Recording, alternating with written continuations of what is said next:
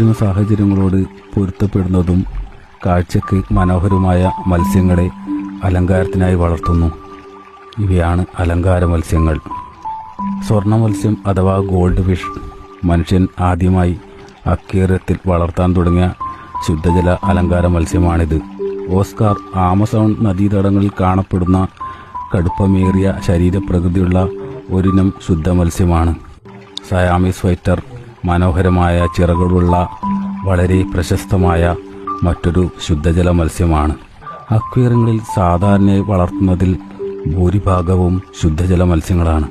സമുദ്രജല മത്സ്യങ്ങൾ കടലിൽ കാണപ്പെടുന്ന അലങ്കാര മത്സ്യങ്ങളാണ്.